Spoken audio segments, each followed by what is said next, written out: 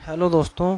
हम लाए हैं अपना जीएस के क्लास जिसमें हर सब्जेक्ट से आपको क्वेश्चन देखने के लिए मिलेंगे और आपको आपके पेपर में सबसे ज़्यादा फ़ायदा ये पहुंचाएगा, ये मेरी गारंटी है। तो चलिए शुरू करते हैं। बोला है पहला क्वेश्चन कि एमएस ऑफिस के मान्य संस्करण क्या है। एमएस ऑफिस हम देखते ही समझ गए कंप्यूटर का क्वेश्चन है और ये क्वेश्चन ऐसा था, इस क्वेश्चन को छोड़ने वाला था जिसने कंप्यूटर नहीं पढ़ा। जिसने पढ़ा है वो तो कर देगा, लेकिन इसे सिर्फ 4 से 5% ही बच्चे कर पाएंगे, ये हम पता है, क्योंकि ये क्वेश्चन एनालिसिस जो हमने किया था तो वहाँ से लिया है। तो हमसे पूछेगा एमएस ऑफिस के मान्य संस्करण क्या हैं, तो वह है ऑफिस 2007, ऑफिस 2003, ऑफिस एक्सपी और ऑफिस 2002। अगर हम इसको थोड़ा हम एनालिसिस करें तो कंप्यूटर के बारे में बेसिक जानकारी के लिए, तो कंप्यूटर का जनक जिसके से कहा जाता है तो चार्ल्स बेबेज को कहा जाता है। पूछे भारत में कंप्यूटर का जनक किसे कहते हैं, तो विजय भाटकर को कहते हैं जिसने पहला भारतीय सुपर कंप्यूटर बनाया था। कब बनाया था? परम 8000 बनाया था 1991 में सीडेक कंपनी के अंदर पुणे में। अगर आपसे पूछे कंप्यूटर की फुल फॉर्म क्या है, तो common operating machine particular used for technological educational research. आपको पता होनी चाहिए कंप्यूटर का हिंदी में बोलते हैं संगणक। क्या बोलते हैं? संगणक। ये आपको पता होना चाहिए, ठीक, क्योंकि ये कभी कभी पूछ लेता है रीजनिंग में भी।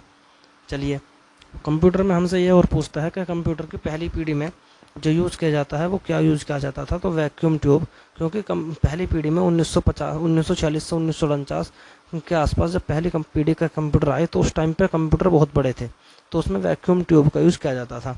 तो जिस तरह टाइम लाइन आगे बढ़ी उसी हिसाब से कंप्यूटर छोटे होते चले गए और थोड़े एडवांस होते चले गए। तो पूछता है दूसरी पहली पीढ़ी में किसका यूज़ किया गया? Vacuum tube. दूसरी पीढ़ी में ट्रांजिस्टर का यूज़ किया गया और दूसरी पीढ़ी में ही कोबोल फोर्ट्रॉन जैसी लैंग्वेज का भी यूज़ किया गया। तीसरी पीढ़ी में आईसी चिप का यूज़ किया जाता था और चौथी पीढ़ी में माइक्रो प्रोसेसर। और अब जो चल रही है वो चल रही है पाँचवीं पीढ़ी, और पाँचवीं पीढ़ी में एआई का यूज़ किया जाता है। ये आपको पता ही होगा, ज़्यादातर इसका ही यूज़ किया जा रहा है, ठीक। तो चलिए, इसमें याद रखना कि कंप्यूटर की दूसरी पीढ़ी में किसका यूज़ किया जाता है, तो ट्रांजिस्टर का यूज़ किया जाता है। चलिए देखते हैं। अब एक क्वेश्चन आया था कि बथुकम्मा जो है किस राज्य में बनाया जाता है, तो बथुकम्मा एक त्यौहार है जो तेलंगाना के अंदर बनाया जाता है और ये 9 दिन तक बनाए जाने वाले त्यौहार है। तेलंगाना का अगर हम बात करें इसके बारे में, इसका हमने आगे मैप लिया है तो मैप में हम इसके बारे में आपको बताएंगे, इसे हम यहाँ डिस्कस नहीं करते अभी। देखते हैं दूसरा क्वेश्चन। प्रश्न बोला है ओणम। ओणम जो है एक त्यौहार है जो कि अगस्त सितंबर महीने में बनाया जाता है, केरल के अंदर बनाया जाता है और इसका ये 10 दिन तक चलने वाला त्यौहार है। और इसके पहले दिन जो होता है उसे बोलते हैं आथम और 10वां दिन को बोलते हैं थिरुओणम। ये भी क्वेश्चन पूछे जाते हैं। अगर हम बात करते हैं तीसरे क्वेश्चन के बारे में, पूछा है प्रश्नकाल क्या है और शून्यकाल क्या है। देखिए, जब हमारा संसद का समय शुरू होता है 11 बजे, तो उसका जो पहला घंटा होगा यानी 11 से 12 तो उसे बोलते हैं प्रश्नकाल, जिसमें कार्यपालिका की विधायिका की तरफ जवाबदेही होती है, यानी कार्यपालिका जो होती है विधायिका के लिए जवाबदेह होती है। शून्यकाल जो होता है 12 बजे से शुरू होता है। अगर आपसे पूछे शून्यकाल का जन्म किस देश से हुआ है, तो भारत से ही हुआ है, ये भी आप याद रखिएगा, ठीक। आगे चलते हैं। बोला है प्रार्थनाओं का ग्रंथ किसे बोलते हैं। प्रार्थनाओं का ग्रंथ यजुर्वेद को बोलते हैं। अगर आपको पता हो तो हिंदू धर्म में 4 वेद हैं, जिसमें से कौन कौन से वेद हैं, तो ऋग्वेद, यजुर्वेद, सामवेद और अथर्ववेद हैं। जिसमें पूछे सबसे पुराना वेद कौन सा है, तो ऋग्वेद है। और उसके बाद में जो आया था यजुर्वेद, सामवेद, अथर्ववेद धीरे धीरे आते चले गए। हमसे पूछता है कि ऋग्वेद के ब्राह्मण ग्रंथ कितने हैं, तो ब्राह्मण ग्रंथ कौन कौन से हैं। एक तो है ऐत्रेय कोशित की, यजुर्वेद में 33 शतपथ, सामवेद में 25, जैमिनी 26, अथर्ववेद में गोपथ। ये हमसे पूछ लेता है। और सबसे ज़्यादा पूछता है गोपथ किसका ब्राह्मण ग्रंथ है, तो अथर्ववेद का। ऐत्रेय किसका ब्राह्मण ग्रंथ है, ऋग्वेद। और तैत्रेय किसका है, यजुर्वेद। 25 किसका है, सामवेद। ये आपको याद रखना है। सबसे ज़्यादा पूछता है ऋग्वेद के बारे में कि ऋग्वेद सबसे पुराना वेद है, उसके अंदर 10 मंडल हैं और 1028 सूक्त हैं और 10,662 क्या हैं, तो ऋचाएँ हैं। और ये हमसे और पूछता है कि ऋग्वेद को पढ़ने वाले जो पंडित होते हैं उन्हें क्या बोलते हैं, तो उन्हें होत्र कहा जाता है। और यजुर्वेद को पढ़ने वाले पंडित को अधर्वयु क्या बोला जाता है, अधर्वयु कहा जाता है। ये भी आप याद रखिए, ठीक। इनके बारे में बहुत ज़्यादा क्वेश्चन पूछे जाते हैं। देखिए मैंने यहाँ लिखा भी है। और जो प्रार्थनाओं का ग्रंथ जो बोला जाता है यजुर्वेद को बोला जाता है। यजुर्वेद के जो ब्राह्मण ग्रंथ हैं तो वो हैं एक तो है तैत्तिरीय और शतपथ। बस आपको इतना याद रखना है, यहाँ पर बीच में इतना डिटेल में नहीं जाना, ये क्वेश्चन नहीं पूछे जाते, फिर भी मैंने लिख दिया था, ठीक है ना। आगे चलिए, देखिए यहाँ पर बोला है कि मायोसिन की खोज किसने की। देखिए मायोसिन की खोज 1864 में विल्हेम कोहने ने की थी, जो एक, और ये एक बायोलॉजी से क्वेश्चन है। पेशियों की कोशिकाओं में ये हमें देखने को मिलती है मायोसिन, और इसके बारे में पता 1864 में विलियम कोहने ने लगाया। किसने, कोहने ने। इसे आप याद रख सकते हैं, कोहने को याद कर सकते हैं कोहनी से, ठीक। इसे आप याद रख सकते हैं कोहनी से। फिर कोहनी ने मायोसिन के बारे में पता लगाया। चलिए दूसरा देखते हैं। अगर मैं आपको बताऊं, हमने अभी ध्यान से देखा था, यहाँ पर देखिए तेलंगाना में बथुकम्मा त्यौहार बनाते हैं और केरल में ओणम। तो यहाँ से क्वेश्चन बहुत ज़्यादा पूछे जाते हैं, इसीलिए मैंने और क्वेश्चन लिए। जैसे तेलंगाना के अंदर जो एक त्यौहार मनाया जाता है उगादि, जो कि इसका नववर्ष भी है। अगर आपसे पूछे तेलंगाना का नववर्ष क्या है, तो उगादि, जो कि हिंदू धर्म के कैलेंडर जो कि शक संवत है उसके चैत्र महीने के पहले दिन बनाया जाता है। और तो अगर आपसे पूछे कि हिंदू कैलेंडर का पहला महीना कौन सा होता है, चैत्र, और हिंदू कैलेंडर का अंतिम महीना कौन सा होता है, तो वो होता है माघ। ये भी आपसे, माघ नहीं, फाल्गुन। क्या होता है, फाल्गुन, ठीक। चलिए अगर आपसे पूछे तेलंगाना का नववर्ष कौन सा है, उगादि। और ये उगादि एक ही राज्य का नहीं है, यहाँ ये कर्नाटक, तेलंगाना, आंध्र प्रदेश, 3 राज्य का नववर्ष है। आपसे पूछे बोनालू, जो कि तेलंगाना के अंदर बनाया जाता है, ये याद रखिए, जो कि हैदराबाद और सिकंदराबाद में विशेष रूप से होता है।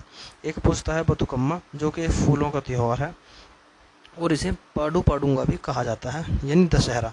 यानी उत्तर भारत में जब दशहरा बनाया जाता है उसी टाइम पे ये बथुकम्मा बनाया जाता है। तेलंगाना के अंदर एक त्यौहार होता है बगरुम्बा। कौन सा होता है, बगरुम्बा, जो कि कहाँ पर होता है, तो ये होता है असम में, उत्तर पूर्वी भारत में। तो आप कंफ्यूज मत होइएगा।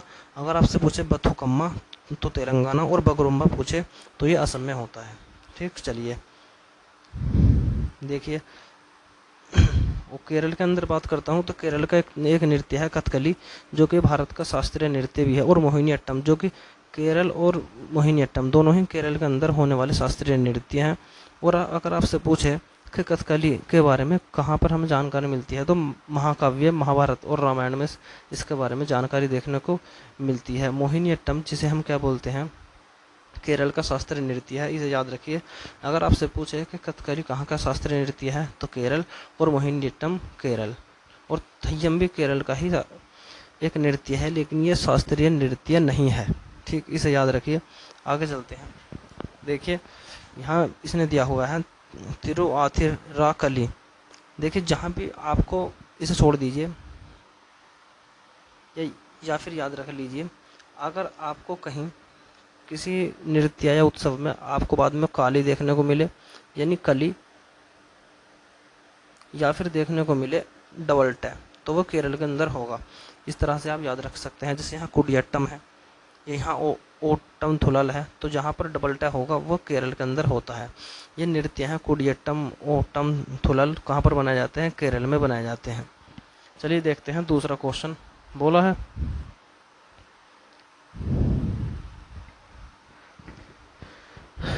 देखिए, बोला है पंचप्रयाग, विष्णुप्रयाग, ये पंचप्रयाग है। अगर मैं आपको बताऊं, पंचप्रयाग जो होते हैं ये गंगा नदी जब बनती है उससे पहले ही सारे प्रयाग होते हैं, और इसके बारे में भर भर के क्वेश्चन एग्जाम में पूछता है, तो इसके बारे में याद रखिएगा। उत्तराखंड के अंदर एक नदी निकलती है विष्णु गंगा, और इधर से आती है धौली गंगा। जब ये दोनों यहाँ पर मिलती हैं तो वह बनाती हैं कौन सा, विष्णु प्रयाग। उसके बाद में इस नदी को बोलते हैं अलकनंदा, और जब इसमें मिल जाती है नंदाकिनी नदी तो इसे बोलते हैं नंद प्रयाग। देखिए जब विष्णु गंगा मिली तो इसे बोला विष्णु प्रयाग, नंदाकिनी नदी मिली तो नंद प्रयाग, और फिर अलकनंदा नदी में पिंडार नदी मिली तो इसे बोलते हैं कर्ण प्रयाग। उसके बाद आता है इसमें केदारनाथ स्थान से निकलती है मंदाकिनी नदी, और ये जब इसमें मिलती है अलकनंदा में, तो इसे बोलते हैं रुद्र प्रयाग। और फिर उसके बाद अलकनंदा नदी आगे चलती है तो इधर से आती है गंगोत्री से निकलते हुए भगीरथी, और भगीरथी मिलती है इसमें देवप्रयाग में, अलकनंदा में, और वहाँ पर ये बनाती है गंगा नदी। तो गंगा नदी का जो उद्गम होता है कहाँ से होता है, देवप्रयाग से होता है। अगर गंगा नदी कहीं से निकलती नहीं है, गंगा नदी बनाई जाती है अलकनंदा और भगीरथी के द्वारा।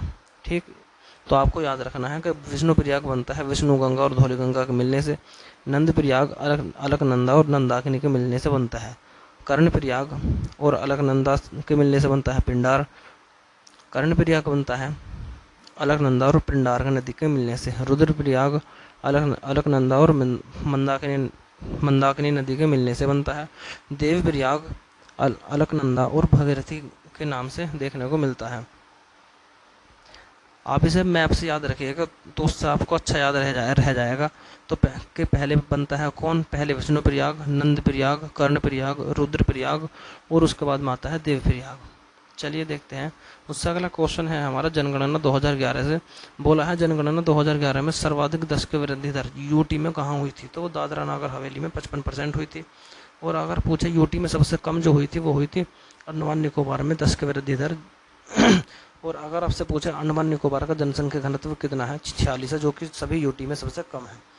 और अगर आपसे पूछे सर्वाधिक 10 की वृद्धि दर राज्य में कहाँ हुई, तो मेघालय में, और सबसे कम जो हुई थी वो हुई थी नागालैंड में।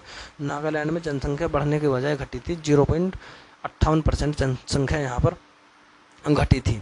और अगर आपसे पूछे कि यूटी में लिंग अनुपात सबसे ज़्यादा पुदुचेरी में है जो कि 1038 है, और दमन-दीव में सबसे कम है 618।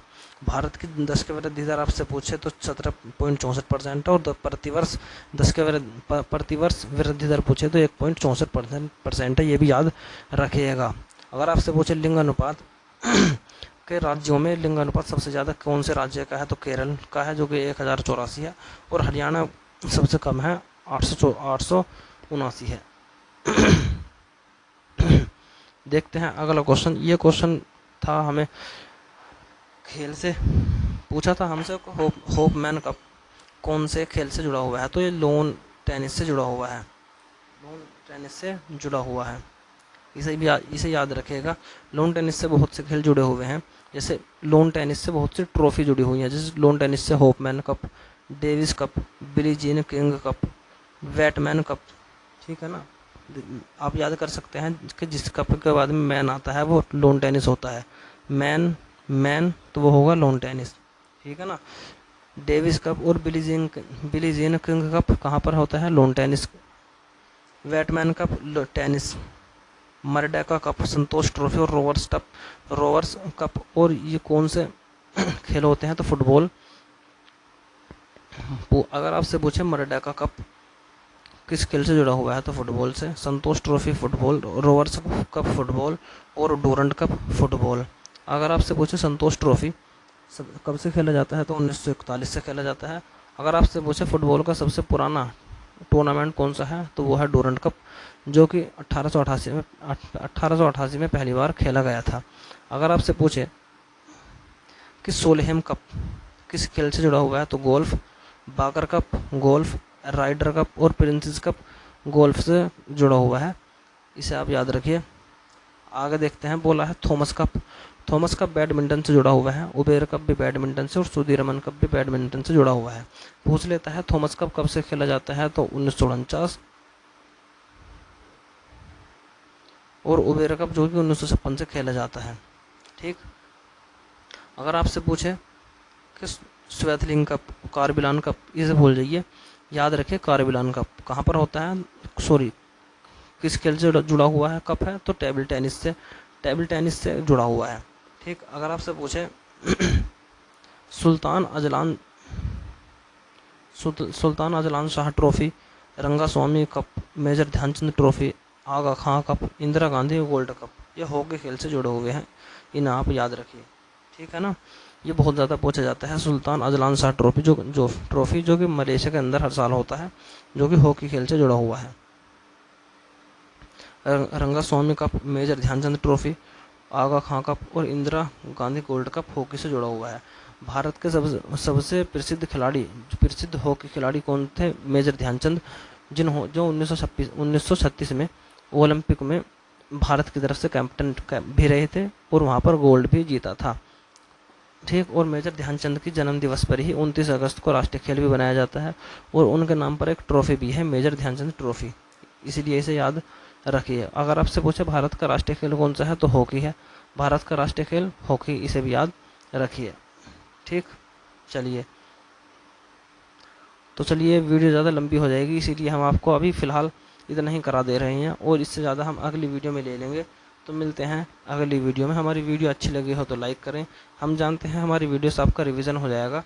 हम आपको सिर्फ इसमें वही क्वेश्चन देंगे जो सीधे सीधे एग्ज़ाम में पूछे जाते हैं, जिससे आप नॉर्मल बच्चों के बीच में आ सकें, क्योंकि जीएस में ज़्यादा पढ़ने से कुछ नहीं होता। अगर पेपर में आपकी जीएस लगी तो ठीक, वरना तो आपका पढ़ा हुआ सारा बेकार जाता है, इसीलिए ज़्यादा पढ़ने की कोई ज़रूरत है नहीं। तो चलते हैं, मिलते हैं दूसरी वीडियो में। हमारी वीडियो देखने के लिए धन्यवाद।